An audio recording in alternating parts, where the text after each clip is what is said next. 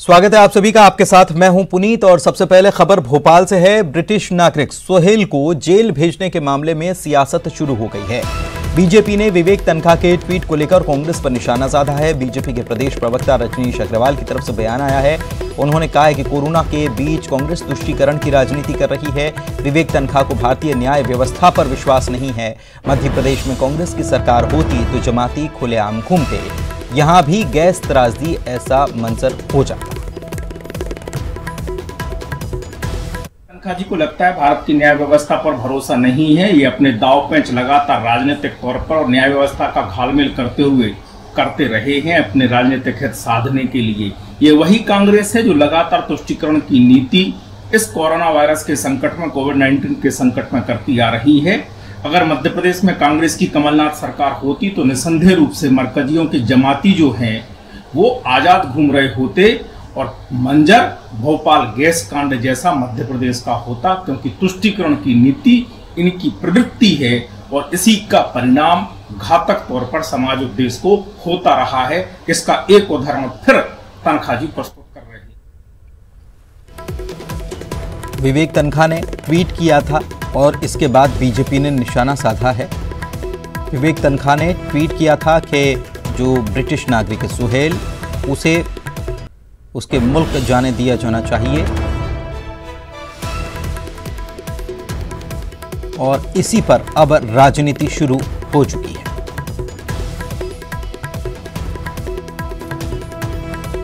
मनोज राठौर हमारे सहयोगी हमारे साथ लाइव जुड़े हुए हैं, उनसे बात करते हैं। मनोज, ये पूरा मामला अब राजनीतिक रंग ले चुका है। हालांकि उन्होंने ट्वीट किया था डीजीपी को और मुख्यमंत्री को ट्वीट करके उन्होंने ये मांग की थी, तो फैसला तो मुख्यमंत्री और डीजीपी को लेना था, लेकिन बीजेपी इसे तुष्टीकरण की राजनीति करार देने लग गई है। जी बिल्कुल पुनीत, अब इस पूरे मामले में सियासत तेज हो गई है, क्योंकि जिस तरीके से लगातार जब ये मामला सामने आया था और करीब भोपाल पुलिस ने अलग अलग थाना क्षेत्र की मस्जिद में रुके जमातियों को गिरफ्तार किया था, उसमें अधिकांश जो आरोपी बनाए गए थे वो विदेशी नागरिक थे, जिसमें सोहेल का नाम भी शामिल था, जिसे श्यामला हिल्स थाने के एक मस्जिद से हिरासत में लेने की बात आई थी। गिरफ्तार करने के बाद सभी जो विदेशी नागरिक हैं वो इस समय तमाम धाराओं में उनके खिलाफ केस दर्ज किया गया था। वीजा उल्लंघन का उन पर आरोप था, सरकारी आदेश नहीं मानने का आरोप था और तमाम जो धाराएं थी उसके तहत गिरफ्तारी के बाद जेल में पेश किया गया था। हालांकि उनको क्वारंटाइन किया गया था कुछ समय के लिए और उसके बाद उनकी गिरफ्तारी के बाद सीधे उनको जेल भेज दिया गया। न्यायिक हिरासत में सभी आरोपी है।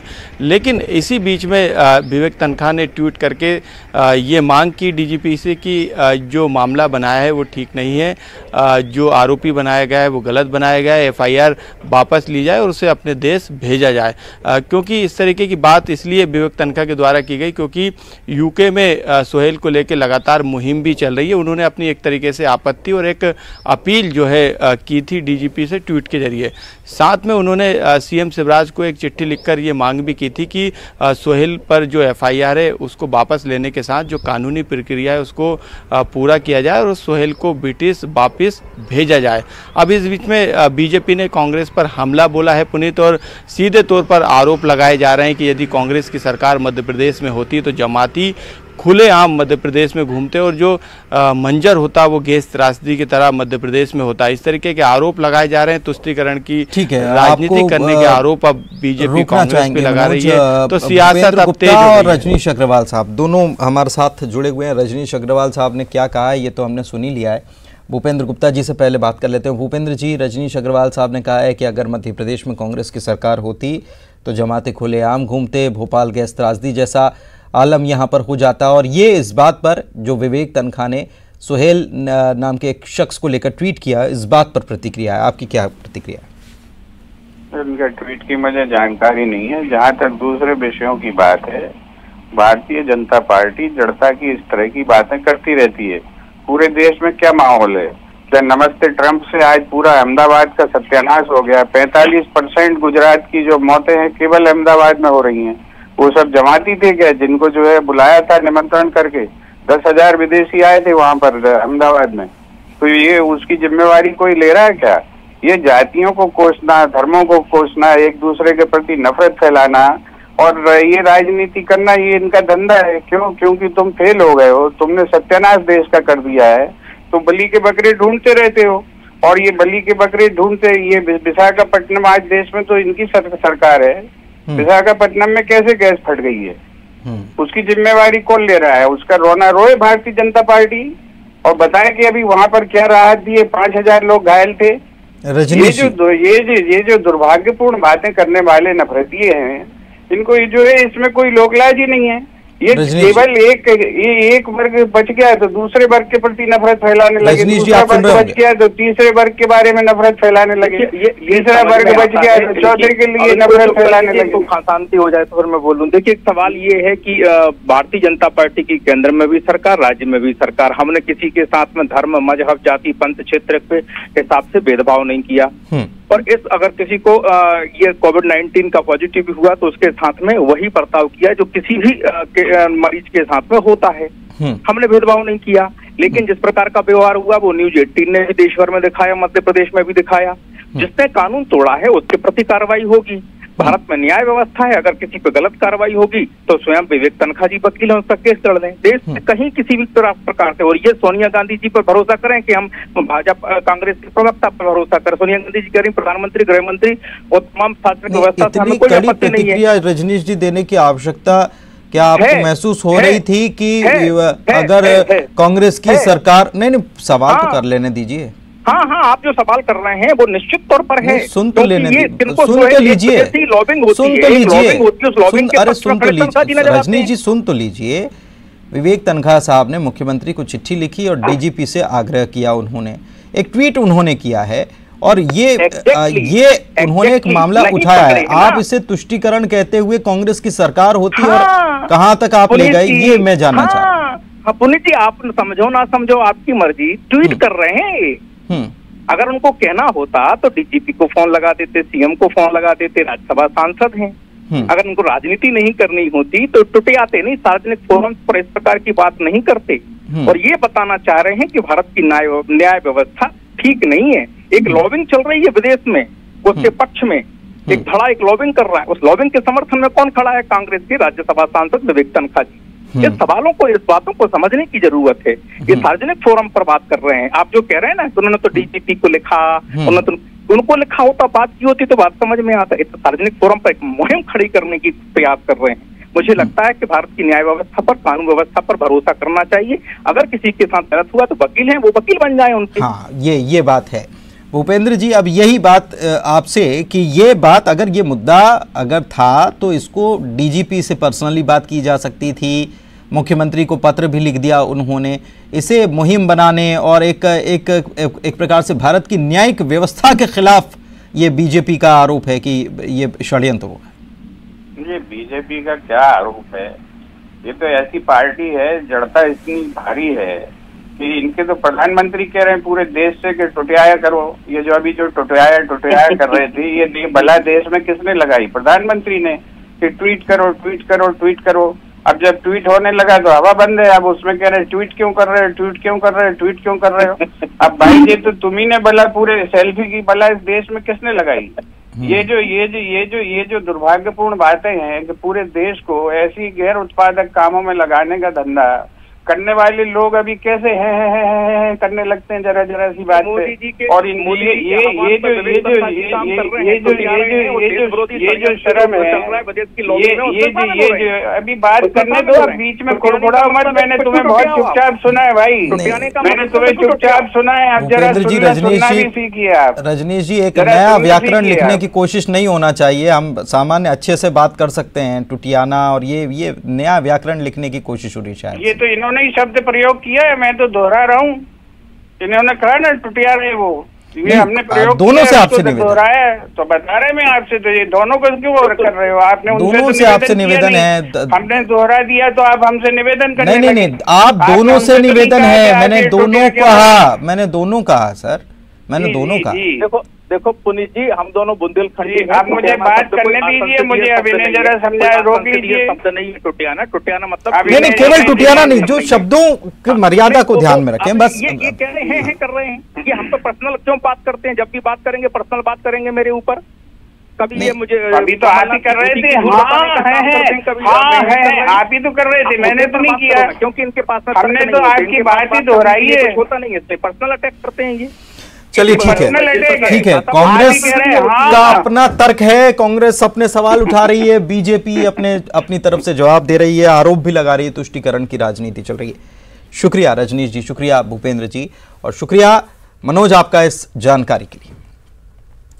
चलिए आगे बढ़ते हैं, अगली खबर की बात करते हैं। ग्वालियर में एक बड़ी लापरवाही स्वास्थ्य विभाग की तरफ से देखने को मिली है। यहां पर भीतरवार के सरकारी अस्पताल में 8 नवजातों की गर्मी की वजह से तबीयत खराब है।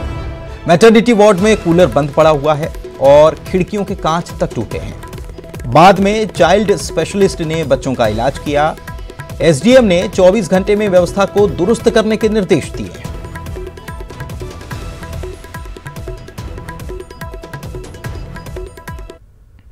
गंभीर मामला है और भीषण गर्मी है। ऐसे में वहाँ पर क्यों व्यवस्थाएं नहीं थी, ये अभी हम डीएमओ से बात करेंगे।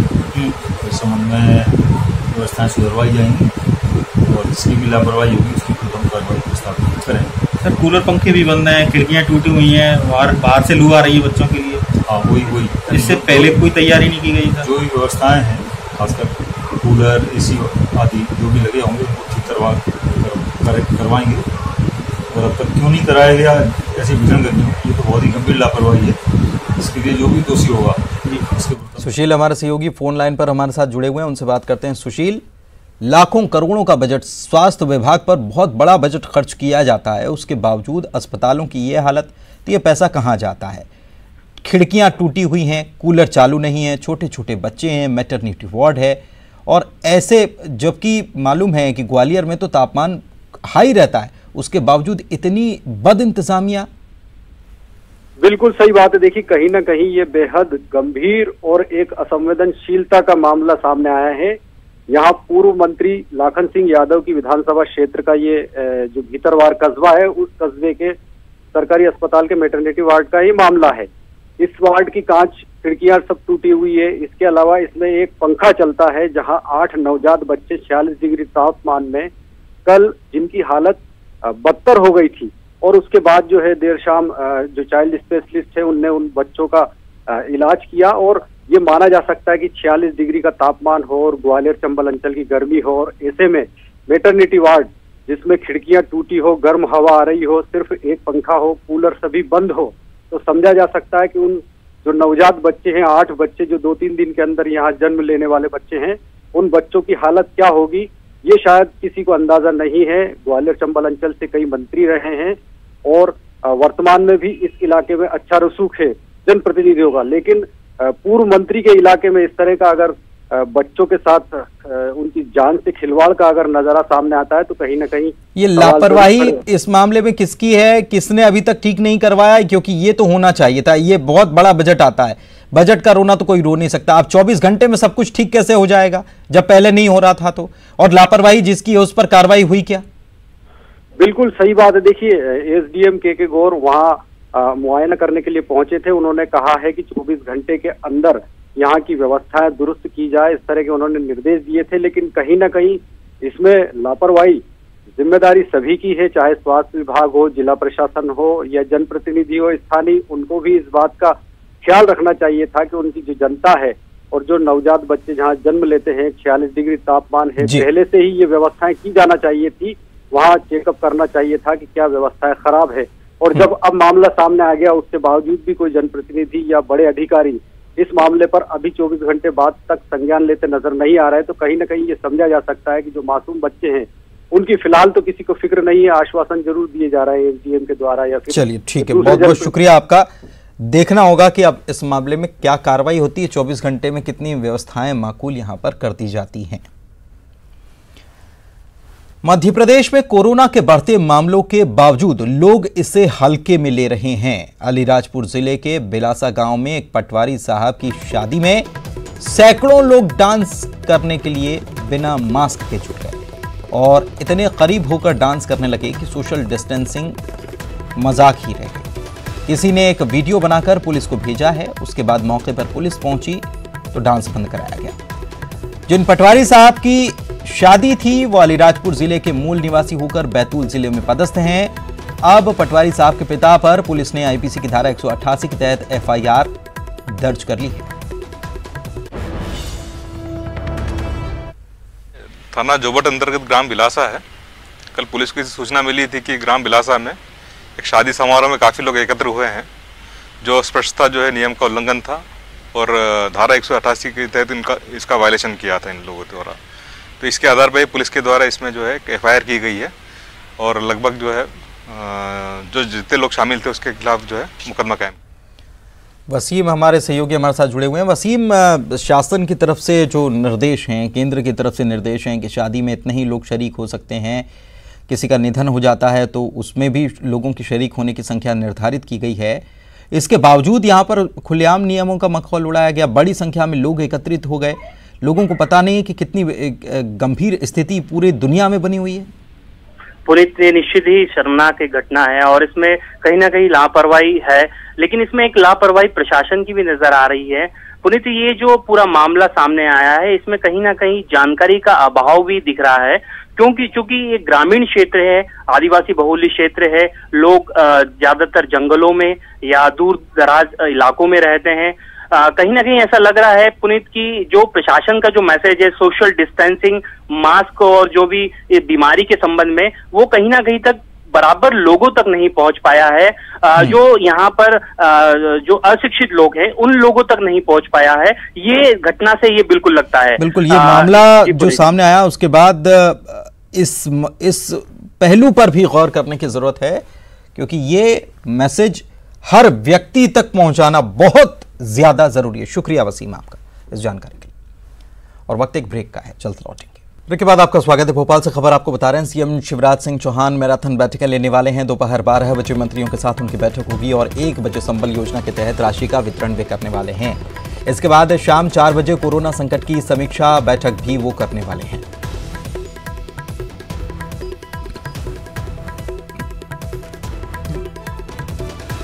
मुख्यमंत्री रोजाना की तरह एक बार फिर से आज भी बैठकों का दौर उनका चलने वाला है। आज मंत्रियों के साथ 12 बजे मीटिंग है। 1 बजे संबल योजना के तहत हितग्राहियों को रकम राशि जो है उसका वितरण करेंगे और उसके बाद शाम 4 बजे उन्होंने कोरोना को लेकर जो मंथन है उसके लिए वक्त नियत किया है।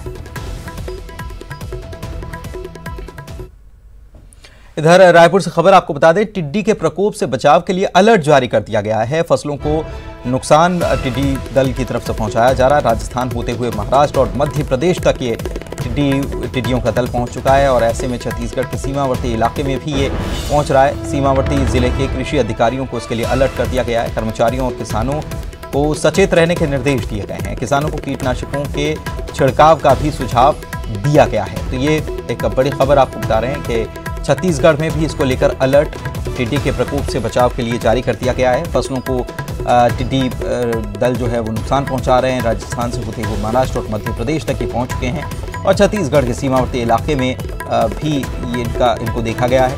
ऐसे में सीमावर्ती जिले के कृषि अधिकारियों को अलर्ट कर दिया गया है। कर्मचारियों और किसानों को सचेत रहने के निर्देश दिए गए हैं। किसानों को कीटनाशकों के छिड़काव का भी सुझाव दिया गया है।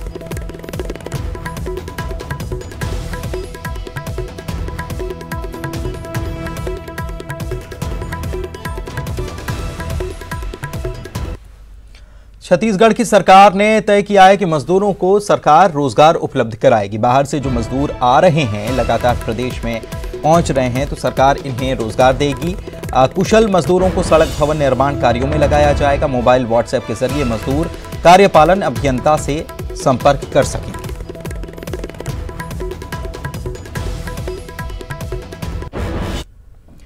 वहीं रायपुर से ये खबर आपको बता दें कि प्रवासी मजदूरों को वापस लाने के लिए 53 ट्रेनों की व्यवस्था की गई है। सीएम के पहल पर 53 ट्रेन की ये व्यवस्था हुई है। 53 ट्रेन से छत्तीसगढ़ के मजदूर वापस अपने प्रदेश आ सकेंगे, अपने घर आ सकेंगे। 32 ट्रेनों के लिए रेल मंडल को बाकायदा भुगतान कर दिया गया। 2.91 करोड़ का ये भुगतान किया गया है। सभी स्टेशन पर विशेष व्यवस्था करने के निर्देश भी दिए गए हैं।